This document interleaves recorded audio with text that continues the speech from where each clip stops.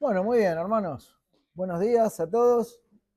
Vamos a comenzar en esta mañana retomando el horario normal con este tiempo que el Señor nos brinda y nos da para poder estar juntos en este su día santo y principalmente, o bueno, disponiendo de este tiempo para tener la escuela dominical, ¿no? Y hoy vamos a tratar un tema, o vamos a empezar a tratar un tema, una serie que es muy importante, ¿no?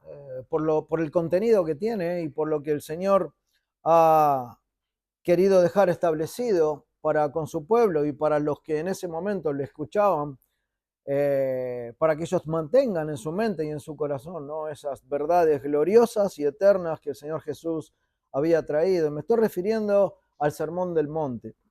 Si Dios lo permite, vamos a estar transitando durante un tiempo bastante extenso con respecto a estas enseñanzas que ocupan 2 capítulos prácticamente del Evangelio de Mateo.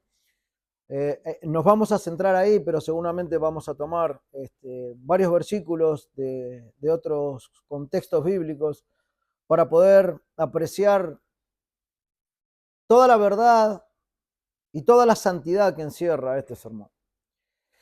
Y a partir de hoy vamos a transitar en él, para también ser confrontados seguramente con nuestras vidas, pero por qué no también alentados, ¿no? A cómo debe vivir un hijo de Dios y a los beneficios que tiene en ser parte del reino de Dios. Así que vamos a orar para que el Señor nos acompañe en esta mañana y vamos a comenzar. Hoy será solamente una introducción, seguramente nos vamos a quedar con ganas de poder ver algo más, pero hoy vamos a tener una pequeña introducción y luego ya el domingo próximo vamos a empezar con la primera bienaventuranza, ¿sí? Oremos para que el Señor nos guíe en esta mañana en todo lo que digamos. Padre, venimos a ti, Señor, una vez más, agradecidos realmente por Cristo y por su obra. Gracias, Padre, porque sabemos que cada vez que nos das la posibilidad de poder estar juntos, Señor, en este día separado por ti, es un gozo, Señor, para tu pueblo, porque venimos a encontrarnos con aquel que nos rescató. Venimos a buscar de ti, Señor, esa palabra que llega a nuestras vidas y que tanto bien nos hace, Padre, para nutrirnos en ella, para alimentarnos, para conocer más de ti y de tu verdad, Señor. Por eso, Padre, te ruego en esta mañana que nos dirijas, que limpies nuestros corazones, nuestras mentes, Señor, y que nos des una disposición humilde de corazón a escucharte, a buscarte, Señor, a poder considerar cada uno de los detalles de tu palabra, Señor, para nuestras vidas, porque sabemos, Señor, que tu palabra es verdad y que esa verdad, Señor, es la que nos hará libres. Por eso, Padre, te rogamos que en esta mañana seas con nosotros una vez más y que podamos, Señor, asimilar tu verdad en nuestros corazones y en nuestras vidas. Padre, también te rogamos que en este día, por medio de tu palabra y la obra del Espíritu, salves a aquellos que están sin Cristo, Señor, y sin esperanza. Aquellos que quizás hasta el día de hoy están sin creer en ti, Señor, o dudando de la existencia, Señor, tuya. Pero sabemos, Padre, que por medio de la palabra tú tienes poder para salvar esas almas. Por eso, Señor, te rogamos por esto y te rogamos para que edifiques a tu pueblo, Señor, en este día. En tus manos quedamos, Padre, en el nombre de Cristo Jesús. Amén. Muy bien, hermanos, los invito a que vayamos ahí al Evangelio de Mateo. Vamos a ver solamente algunos versículos muy rápidos. En el capítulo anterior, al Sermón del Monte, en el versículo 4, en el capítulo 4, Dios en este día nos da la posibilidad de poder adentrarnos en una sección de la Escritura que sin duda nos va a llevar a meditar, a pensar, a observar detenidamente en cada una de las palabras de este sermón, de este excelente sermón que el Señor Jesús dio frente a una multitud grande de personas.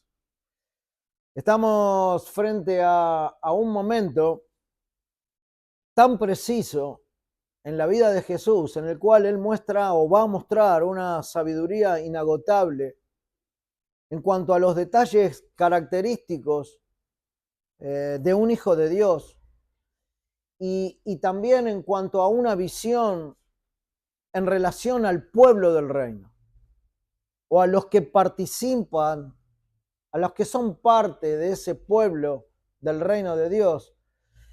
Un sermón que realmente impresiona. Yo entiendo que muchos de nosotros hemos leído quizás más de una vez, ¿no?, el Sermón del Monte, pero cuando nos detenemos y lo hacemos de manera pausada, lenta, tratando de meditar en cada una de sus verdades, es un sermón que realmente impresiona y que a la vez nos saca una radiografía de la condición de nuestra alma frente a todas esas verdades, ¿no? Verdades eternas, verdades que no cambian, verdades que están desde que Dios es Dios, o sea, desde siempre. Nosotros debemos recordar de alguna manera, viendo un poco el contexto, que nuestro Señor Jesús ya venía diciendo que el reino de Dios se había acercado. Cuando nosotros vamos ahí al capítulo 4, en el versículo 17 del Evangelio de Mateo, vamos a ver que el mismo Señor dice, o por lo menos interpretamos lo que dice de esta manera, dice, desde entonces comenzó Jesús a predicar y a decir, arrepiéntanse. ¿Por qué? Porque el reino de los cielos se ha acercado. Así que dentro de esas palabras, de ese contexto, del momento que se estaba viviendo, cuando Mateo lo relata de esta manera, en este tiempo se iba a llevar adelante este sermón, magnífico sermón. La Escritura nos dice que el Señor Jesús había dejado la tierra de Nazaret, unos versículos más adelante, antes de este versículo 17, y que se había dirigido a Capernaum, más precisamente en la región de Zabulón y de Neftalí, dice la palabra. Esta región, más bien estas dos tribus, Neftalí y Zabulón, eran las que estaban más al norte de Israel. Y era una tierra que los rabinos consideraban una tierra como de sangre mixta, digamos. Una tierra en la cual convivían personas que estaban unidas y relacionadas muy íntimamente con civilizaciones paganas, ¿no? Ahora, ¿por qué ellos lo llamaban así? Decían que era una tierra como dejada en el olvido, ¿no? ¿Por qué la llamaban así, una tierra mixta? Bueno, esta zona tenía una mezcla étnica y una mezcla religiosa junto a los judíos. O sea, había una mezcla de civilizaciones en este lugar, en la parte más norte de Israel. Y esto era causa de que a lo largo de la historia, en muchas oportunidades, ellos fueron tomados cautivos, llevados al exilio por los asirios.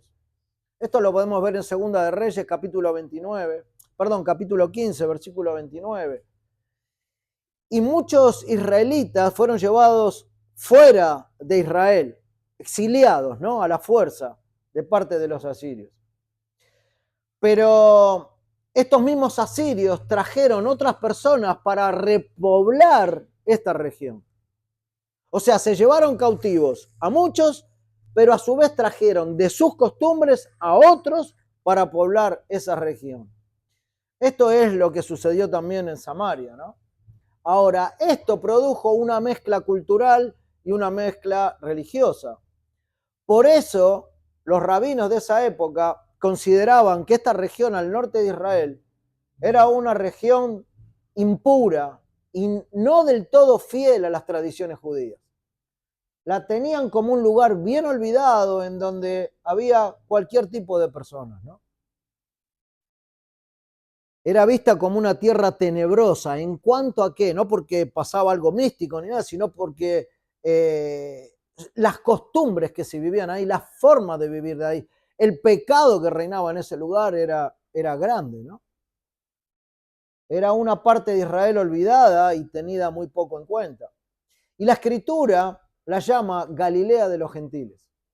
Galilea de los gentiles. La palabra Galilea viene del hebreo que para nosotros en nuestro idioma quiere decir distrito.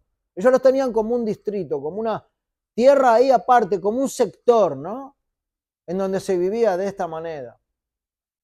Y estaba rodeada de pueblos paganos, por lo tanto era un lugar gobernado por gentiles. Por eso se le decía Galilea de los gentiles. Pero esta apreciación que figura ahí en Mateo, en el capítulo 4, que la vemos un poco antes de lo que nosotros estábamos leyendo recién en el versículo 17.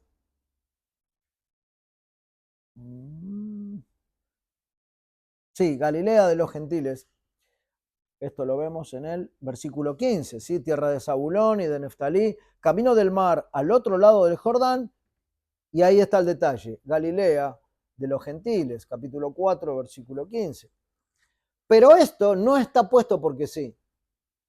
No está puesto porque sí.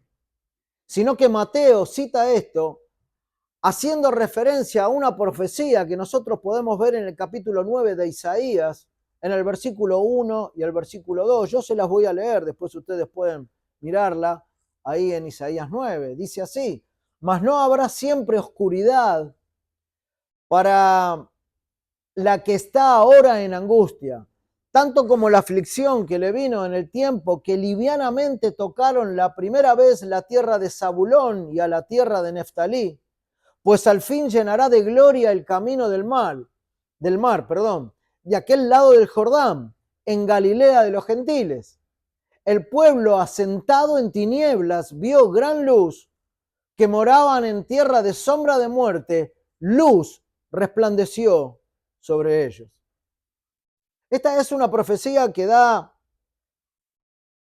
o que se da a conocer 700 años antes que venga Cristo, que estaba mostrando que en este tiempo establecido por Dios iba a suceder precisamente lo que nosotros tenemos por delante. El Señor Jesús se iba a presentar en esa tierra, la cual era despreciada, porque todos los que vivían ahí eran una mezcla absoluta de costumbres paganas que, según los rabinos de ese tiempo, nada tenía que ver con los judíos, el pueblo elegido de Dios. Esta expresión, el pueblo asentado en tinieblas, es muy interesante porque nos lleva a nosotros a considerar que se está refiriendo a que Jesús comenzó su ministerio precisamente en ese lugar, donde la vida de muchos, de la mayoría diría yo, de sus habitantes tenían esta condición en sus almas: tinieblas totales en cuanto a lo espiritual, muerte en todos los sentidos, porque sus vidas estaban marcadas y selladas por el pecado y por la disolución en la cual andaban. Era una región despreciada. Ustedes vayan hilvanando el contexto, ¿no? Porque el Señor va precisamente a ese lugar, va a buscar a esas almas, va a hablar a esas personas. Una región despreciada por muchos judíos ortodoxos, por ser tierra de gentiles, ¿no? O mezcladas con paganos. De esa manera era vista esa región, Galilea de los gentiles. Pero como Dios ve lo que el hombre no ve, Dios dispuso en su eterna voluntad que Jesús ponga los ojos en aquellos lugares y en aquellas personas, y que ahí comenzara su ministerio. Así que esta profecía de Isaías se estaba cumpliendo en este preciso momento y en este preciso lugar en el cual Jesús iba a comenzar a decir varias verdades. En los versículos finales del capítulo 4 de Mateo se nos dice que Jesús venía haciendo muchos milagros, que sanaba toda dolencia, que enseñaba en las sinagogas, y todos los que eran traídos a él eran sanados, ¿no? De una u otra manera. Pero lo que a nosotros nos compete en esta introducción y en cuanto a todo lo que vamos a ver en cuanto al Sermón del Monte, es que el Señor Jesús o lo que nosotros vamos a destacar aquí, digamos, para decirlo mejor, es que el Señor Jesús venía a predicar el Evangelio del Reino. Aparte de todo lo que venía haciendo, toda la sanidad y la predicación en las sinagogas, que creo que es parte, y entiendo que es parte de lo que nosotros vamos a ver en el Sermón del Monte, nosotros vamos a destacar que el Señor vino a predicar el Evangelio del Reino. El ministerio de Jesús en Galilea de los gentiles refleja cómo la luz del reino vino a lugares despreciados por los hombres. Cómo la importancia del reino de Dios, enviado por Dios en la persona de Cristo, vino a traer esa realidad en lugares que eran marginados, que nadie quería, o que nadie quería ir, o que nadie quería estar ni tener relación con ellos. Ahora, quizás nosotros leyendo la Escritura nos podemos preguntar, ¿y qué es esto, no? Esa expresión del Evangelio del Reino. Bueno, a veces podemos interpretar mal lo que está queriendo decir, pero si nosotros desdoblamos esta palabra, o por lo menos tratamos de buscarle el significado a esta frase, Evangelio del Reino, si nosotros nos preguntáramos qué quiere decir Evangelio, todos sabemos que se está refiriendo a buenas noticias. Cuando hablamos de esa palabra en griego, euagelón, está hablando del Evangelio. Significa buena noticia, esto lo sabemos. ¿Y reino qué significa si estamos hablando del Evangelio del Reino? Bueno, se refiere al reino de Dios o al reino de los cielos, como lo nombra Mateo en su Evangelio, y se está refiriendo al gobierno soberano de Dios sobre todas las cosas, especialmente sobre la vida humana. Entonces, cuando nosotros unificamos estos dos significados, podemos decir que cuando hablamos del Evangelio del Reino, estamos hablando de la buena noticia de que Dios ha comenzado a reinar activamente entre los hombres a través de Jesucristo. Dios ha empezado a reinar activamente entre los hombres a través de Jesucristo. Cuando el Señor dice arrepentíos porque el reino de Dios se ha acercado, nos está mostrando un acercamiento en el trabajo de reinar de Dios entre los hombres en la figura de Jesucristo. Ahora, ¿esto qué quiere decir? ¿Que antes Dios no reinaba? No, no está queriendo decir eso. Lo que está queriendo decir esta interpretación es que a partir de que haya venido Jesucristo y emprendió su ministerio firmemente, Dios está actuando por medio de él para que las naciones entiendan su evangelio y su reino. Entonces de esto comenzó a hablar el Señor. Él había llegado con tanto en su alma por compartir, había venido con una tarea tan santa y profunda, había arreglado con el Padre de antemano que todo lo que el Padre le había dado y le había dicho para que trajera, como aquel depósito santo y perfecto para la humanidad, que el Padre en su eterna voluntad le dio, Él lo iba a llevar adelante. Y lo iba a llevar adelante dentro de este sermón en donde estaban involucradas un montón de verdades para los que estaban ahí y para nosotros también. Ahora, esto iba a tener muchas implicaciones para aquellos que considerarían su palabra. ¿Qué implica esto, hermanos, de el reino en el mensaje de Jesús? Bueno, algunas implicaciones rápidas. En primer lugar, el reino implica que Dios está actuando ahora. Cuando vino el Señor Jesús y comenzó su ministerio, el Señor ya estaba actuando por medio de la figura de Cristo en presentar el reino a las naciones. No solo Cristo viene a traer un reino futuro o celestial, no es solamente eso lo que Él plantea. Si bien nosotros vamos a vivir en ese reino en total perfección en la eternidad, El Señor Jesús estaba trayendo el reino ya ahí en ese momento. El reino de Dios llegó con Jesús. Y con Él, este sermón en el cual nosotros vamos a transitar. Ahora, en segundo lugar, esto del reino implica una transformación total. Cuando el Señor Jesús trae las palabras de Dios, o cuando Dios mismo trae las palabras de Dios a esta tierra, trae una implicancia de un reino que no era político, un reino que no es militar, sino de un reino que se alinea absolutamente a lo espiritual, a lo ético y a lo moral. Esto es lo que el Señor estaba trayendo. Es un reino que transforma corazones, que transforma civilizaciones y que transforma culturas. Pero en tercer lugar implica que Jesús es el rey. El rey acerca el reino. Él se pone a sus hombros y a su espalda ese reino celestial para venir a presentarlo aquí en la tierra. El rey, él mismo lo trae. Él es quien trae el reino, lo anuncia, lo demuestra con milagros, como estábamos leyendo, o por lo menos en la lectura del capítulo 4 del anterior. Y luego, más adelante, sabemos que lo establece por su muerte y por su resurrección. Él mismo hace todo. No depende de los hombres. Pero en cuarto lugar, esto del reino implica que este mensaje del reino demanda una respuesta.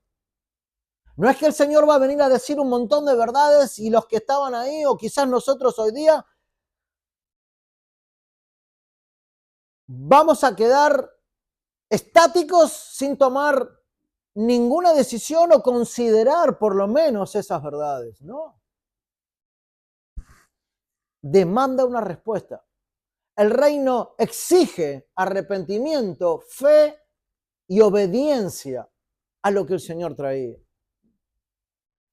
No se entra por herencia a ese reino. No se entra por religión a ese reino, sino por tener una nueva vida en Cristo. Somos parte de ese reino. Pero en quinto lugar, rápidamente, también hay otra implicación, una implicación teológica, ¿no? El reino nos enseña algunas cuestiones en cuanto al tiempo, ¿no? Es ya se acercó el reino, pero todavía no. El reino ya ha venido con Cristo. En el presente en el cual nosotros estamos en este contexto, lo que estamos leyendo. Pero aún no ha sido consumado plenamente. Eso es lo que quiere decir el ya, pero todavía no. Nosotros estamos a la expectativa del reino consumado en la venida de Cristo y en su regreso glorioso. Pero ya estamos dentro de ese reino. Ya hemos redimido, esperando la redención final, total, para los hijos de Dios. Ahora, hermanos, estas implicaciones de lo que trae consigo el Evangelio del Reino, en estas implicaciones, y ahí tenemos la conexión, vemos una conexión, valga la redundancia, voy a utilizar la misma palabra, vemos en esto del Evangelio del Reino una conexión directa con el Sermón del Monte. ¿Por qué? Porque el Sermón del Monte es una explicación práctica del Evangelio del Reino.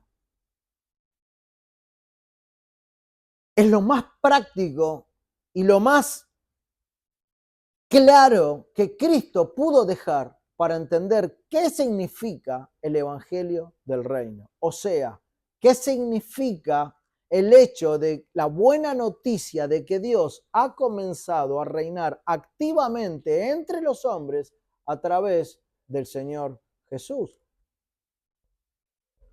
Y nosotros en este sermón vamos a ver de manera clara cómo es el reino de Dios.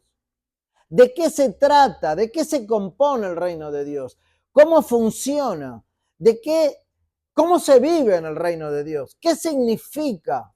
¿A dónde apunta? Y tantas otras cosas más que nos van a dejar con deseos de más. Hoy nos vamos a quedar con deseos de seguir tratando esto. Pero hoy es una introducción.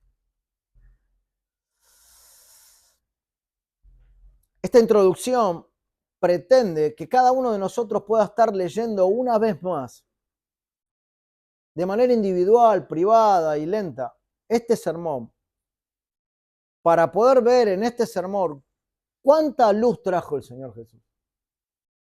¿Cuánta luz trajo?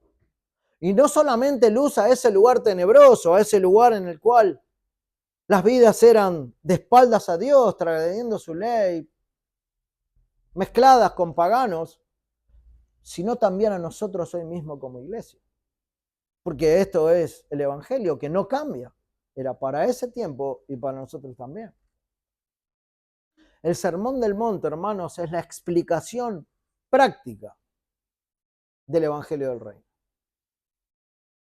Ahí Jesús enseña cómo viven los ciudadanos del reino. Lo enseña en las bienaventuranzas.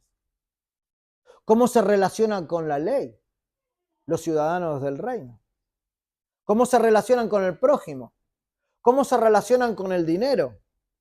Cómo se relacionan o tienen presente la oración, el juicio final. Varias cosas.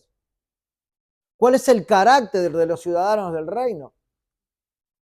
La justicia, la espiritualidad, ¿no? Que refleja el reinado de Dios.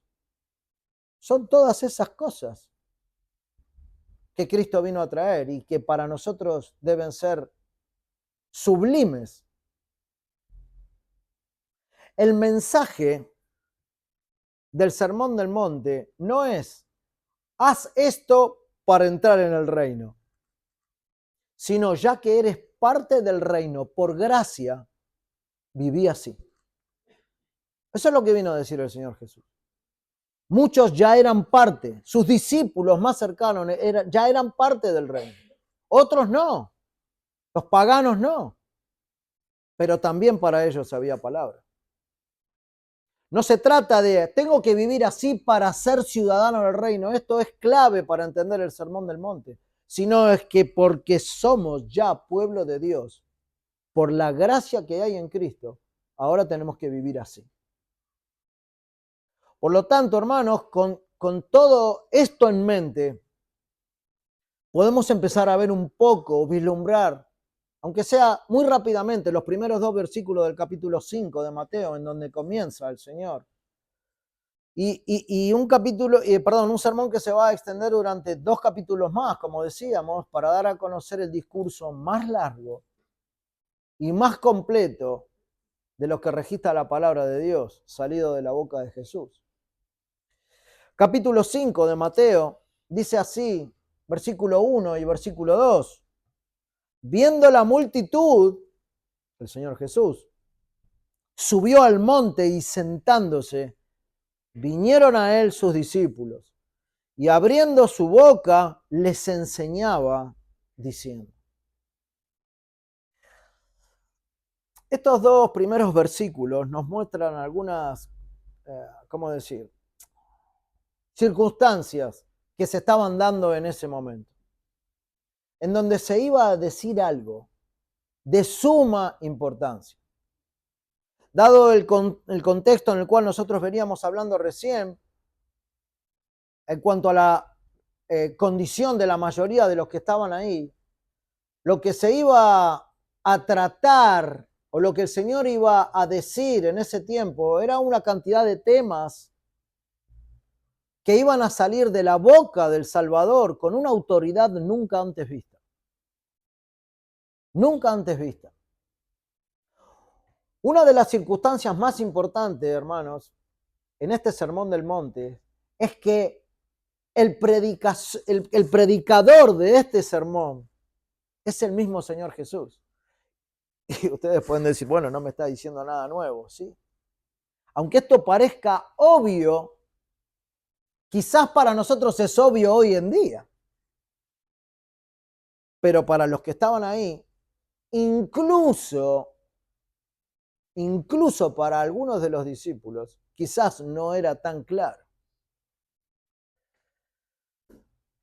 Lo que quiero decir es que no hay ningún ser humano con capacidad alguna que supere la calidad de enseñanza en cuanto a lo santo de la predicación y en cuanto a la sabiduría que hay en Cristo, que se pueda comparar con la de algún hombre en esta tierra. Y eso es porque hay una gran diferencia que se encuentra precisamente en la santidad perfecta y sin fisura que había y que hay en Cristo. Y esa diferencia abismal que se encuentra entre el hombre y el pecador es lo que hace toda la diferencia. Hermanos, aquí no iba a hablar un simple mortal. Aquí no iba a hablar uno de los mejores predicadores que tenemos a nivel mundial en este mundo, o que tenían en ese tiempo. Aquí no iba a hablar una persona en la que se podía notar una gran disposición y una fidelidad grande. No. Sí la había, pero no era solamente por eso. Quizás podrían haber pensado mucho, bueno, este que va a hablar ahora tiene un gran servicio hacia los demás y una gran consideración hacia los demás. Y aparte muchos habrían llegado con distintos pensamientos similares a este, o quizás no. Pero no es así, hermanos. Aquí iba a empezar a hablar Dios mismo. Dios mismo iba a empezar a hablar en este sermón, representado en un hombre común y corriente, sí, pero Él era Dios. Él es Dios y Él será Dios por la eternidad. Claro, algunos conocían esto, seguramente sus discípulos, los más allegados, ¿no?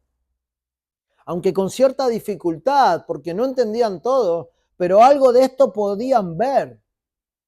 Pero otros no podían distinguir esta diferencia. Otros venían con los ojos velados, ¿no?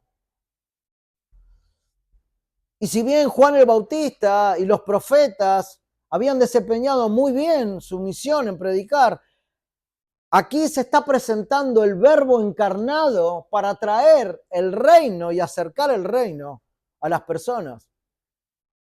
Con lo cual era fácil de suponer que esta predicación, por lo menos para los discípulos, ¿no?, iba a ser mucho más elevada de lo que hasta el momento habían escuchado.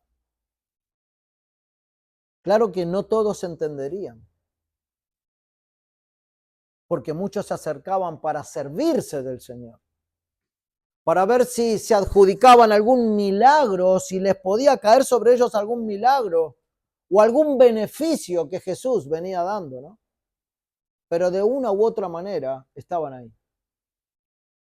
En Hebreos dice, capítulo 1, versículo 1 y 2, Dios habiendo hablado muchas veces y de muchas otras maneras, en otro tiempo a los padres por los profetas, en estos postreros días nos ha hablado por el Hijo, en quien constituyó, o a quien constituyó, heredero de todo, y por quien asimismo hizo el universo. Esto es lo que estaba pasando aquí. Habían hablado los profetas, incluso Juan el Bautista había dicho, arrepentidos porque el reino de los cielos se ha acercado, pero ahora iba a hablar Dios mismo. Las curaciones, los milagros anteriores que el Señor venía haciendo, estaban hechos primero para darle la gloria a Dios y para disponer el corazón de aquellas personas, entendiendo que ahora iban a escuchar lo que Cristo tenía para decir, teniendo en cuenta su bondad y su poder divino. ¿Y cuándo se dieron cuenta de esto? ¿O cuándo se podían dar cuenta de esto? Cuando veían lo que él hacía, los milagros, la sanación. Pero otra de las circunstancias, hermanos, era el monte en sí, precisamente.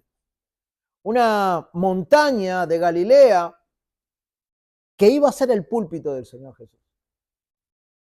Ese iba a ser el lugar en donde iba a hablar a todos los que estaban ahí. Desde donde iba a ser visto y oído por todos, por una multitud que iba a estar recostada ahí en la ladera, ¿no?, de la montaña. No olvidemos nosotros que en tiempos antiguos, desde un monte también se había dado la ley a Israel, al pueblo. Pero sí hay un contraste entre ese Sinaí y ahora el monte en el cual Cristo iba a desplegar este sermón. En el Sinaí, Jehová habló por medio de truenos y relámpagos. Pero aquí iba a abrir su boca diciendo, como dice el versículo 2. En el Sinaí se ordenaba al pueblo que no se acercara, porque quien se acercara iba a morir, pero aquí se los invita a todos a escuchar la palabra del Señor. En el Sinaí se dio la ley que nos mostraba o que les mostraba a ellos el pecado, pero aquí Jesús va a atacar las raíces de esos pecados. En el Sinaí se trajo la ley para que la cumplan, pero aquí Cristo viene a hablar con muchísima gracia y con mucho amor. Hay un contraste. Por lo tanto, cuando empieza el primer versículo que dice, y viéndolos, o viendo la multitud, esto nos lleva a pensar, hermanos, en la compasión extrema que Jesús tenía por las almas. Él conocía de la forma en la que vivían la gran mayoría, lo sabía perfectamente, sabía dónde iba a empezar este sermón, conocía el contexto, las personas, los conocía uno a uno, sabía todo, lo sabe hoy día, sabe todo de nosotros, y esa condición de ellos lo lleva a él a mirarlos con tanta misericordia y compasión y amor que realmente, hermanos, es difícil de explicar. No, al menos yo no tengo las palabras exactas para identificar ese viendo a la multitud de Cristo, ese viéndolos. Jesús no solo mira, ¿no?, sino que los ve con compasión. En Mateo capítulo 9, versículo 36 dice, al ver las multitudes tuvo compasión de ellas, porque estaban desamparadas y dispersas, como ovejas que no tienen pastor. Esto es lo que le pasaba a Cristo en su mente cuando dice, viendo la multitud. Aquí ver implica entender la necesidad espiritual. Implica ver la desorientación que tenía toda esta gente. Implica ver el vacío que había en sus corazones. Y esto sugiere que Cristo se interesaba o veía más bien el hambre espiritual. No solo la presencia física de la gran cantidad de gente que había ahí. Jesús no empieza a hablar inmediatamente, sino que la Biblia se encarga de decir primero que los vio, que consideró su condición. Y entonces sube al monte. Antes de empezar con la palabra, él observa sus corazones. Y él responde a lo que está viendo internamente de ellos con sabiduría divina, con instrucción divina. No da ningún espectáculo el Señor.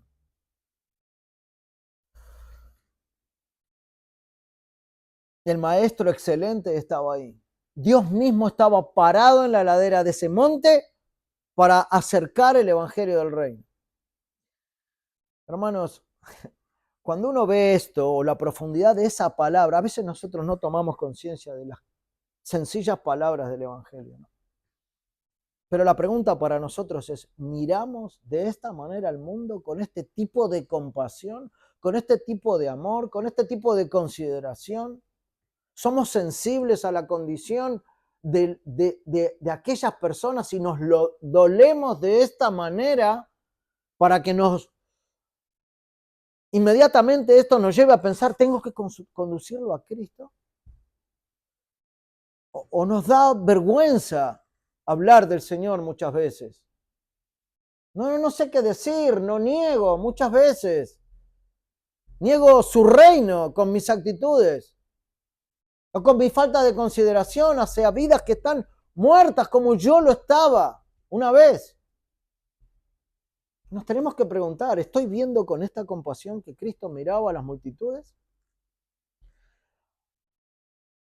No podemos dejar pasar la respuesta a esta pregunta. ¿Por qué?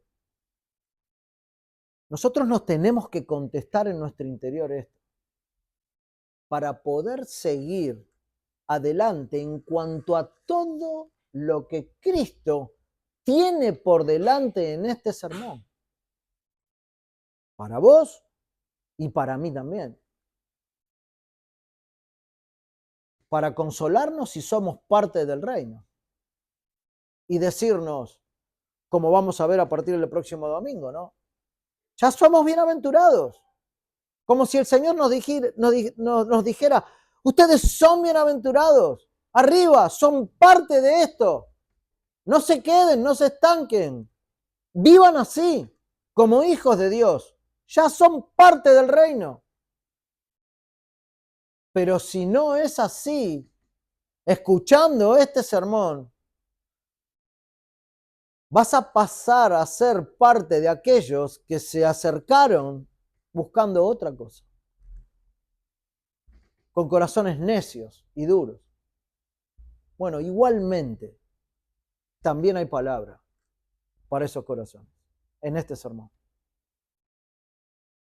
Porque el otro punto es que pareciera decir que solo los discípulos estaban allí, ¿no? Porque dice, viendo la multitud, subió al monte y sentándose vinieron a él sus discípulos.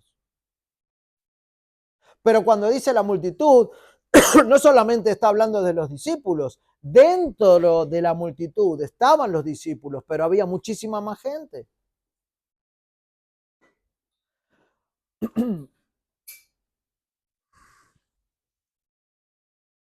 Los discípulos estaban allí para oír y obedecer, pero sin embargo, esto nos muestra que había muchísima más gente.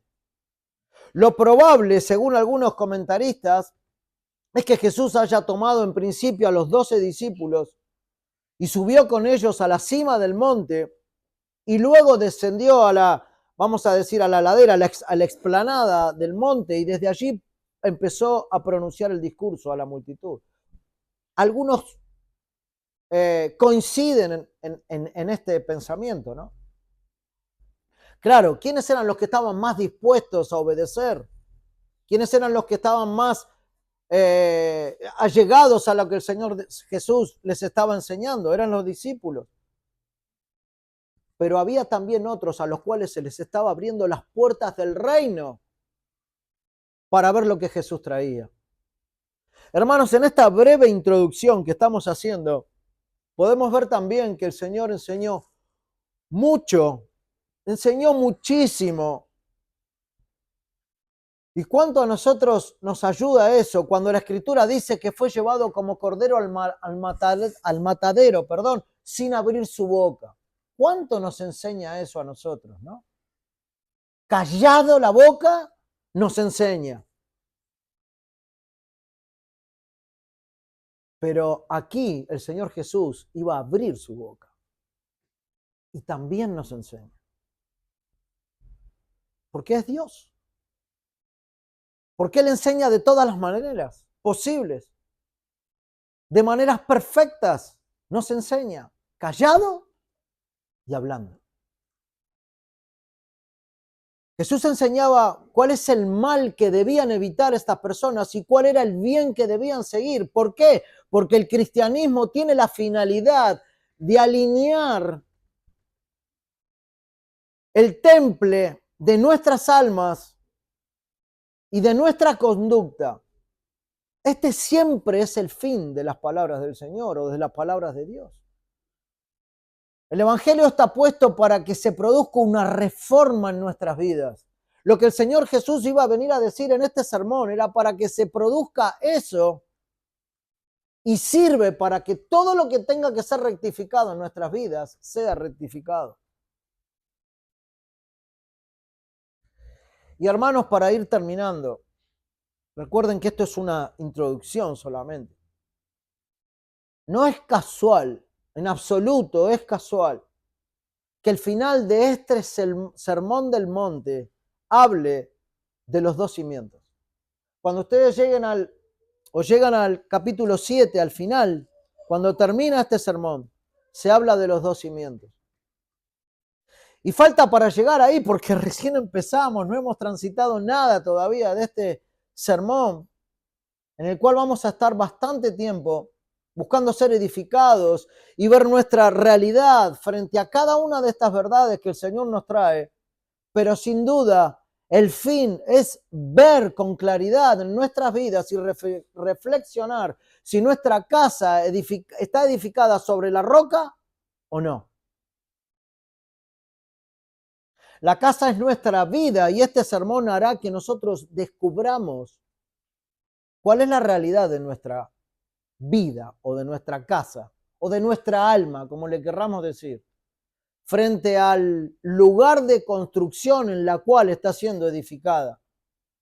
Porque si está siendo edificada sobre esta verdad, sobre este sermón, sobre este reino que el Señor Jesús había acercado, tu vida va a ser de bienaventuranza. Bienaventurados seremos, hermanos, si nuestra vida está edificada aquí. Pero si no es así,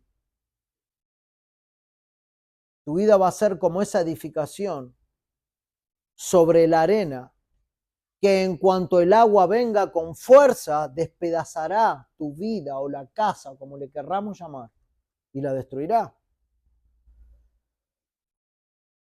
Este sermón nos va a llevar, hermanos, a todos a preguntarnos cosas vitales, como por ejemplo estas. ¿Pertenezco a este reino? ¿Me gobierna Cristo? Realmente, ¿eh? ¿Es Cristo mi Señor? ¿Él es mi Rey? ¿Manifiesto en mi vida diaria las cualidades de Cristo? ¿Anhelo que sea así? ¿Comprendo que debe ser así o no? ¿Soy verdaderamente bienaventurado? No porque debo buscar ser pobre en espíritu, manso, lo que traen las bienaventuranzas para alcanzar la bienaventuranza. No, no es esa la clave. Es que el Señor está diciendo, bienaventurados sois. Y mucho más de lo que dice en el sermón. Porque ya son reino, parte del reino. Ya son parte del reino. Pero también nos va a llegar a preguntarnos, ¿he sido lleno del Señor? ¿Tengo paz? Porque solo el que tiene todas estas cosas es verdaderamente bienaventurado. Si no, estará viviendo en una imaginación de mente, en una condición que se ha generado en su mente y en su alma, pero que poco tiene que ver con lo que el Señor trajo en este sermón. Y quiero terminar, hermanos, con una afirmación que hace Martin Lloyd-Jones, que dice así. Si es que pasa esto, ¿no? Si es que nos encontramos respondiéndonos, no soy parte del reino. Este problema es simple, dice él. O por lo menos él lo veía muy simple, ¿no? Dice, mi reacción inmediata frente a las bienaventuranzas indica exactamente lo que soy. Si me parece que son difíciles y duras cuando las veamos, si me parecen que son demasiado rigurosas y que describen un tipo de vida que me desagrada, temo que esto signifique que realmente no soy cristiano. Es muy interesante lo que dice Lloyd-Jones. Ahora dice, si no deseo ser así, debo seguir muerto en mis transgresiones y pecados. entonces nunca he recibido una nueva vida. Puede ser una condición que te muestre todo este sermón en tu corazón. Pero también dice lo siguiente, pero si siento que soy indigno y con todo eso deseo igualmente ser así, bien, dice Lloyd Jones. Porque por más indigno que sea, si este es mi deseo y esta es mi ambición, debe haber una vida nueva en mí. Debo haber sido regenerado ya y soy un hijo de Dios. Debo de ser un ciudadano del reino de los cielos y del amado Hijo de Dios. Pero quizás estoy dejando de lado algunas verdades para poder aplicarlas y vivirlas en mi vida, y esto lo agrego yo. Este sermón, hermanos, va a servir para que cada uno examine o se examine a sí mismo a la luz de la verdad que tiene este sermón. Sé que seguramente nos vamos, o hasta acá, porque vamos a llegar hasta aquí, nos hemos quedado con ganas de avanzar en este sermón, ¿no? Pero te animo a que puedas leer en la semana varias veces el Sermón del Monte, despacio, tranquilo, tomate un tiempo por día, que puedas mantener en tu corazón las verdades de este sermón, para que cuando nos veamos nuevamente, para tratar todo detalle de este sermón, cada uno de nosotros nos llevemos algo de él en nuestro corazón. Porque esa fue la intención original de Cristo cuando se paró en ese monte a predicar el Evangelio del Reino. Amén. Vamos a orar. Padre, Señor, ¿cuánto necesitamos de ti, Padre? ¿Cuánto necesitamos que tu palabra sea insertada en nuestros corazones, Señor?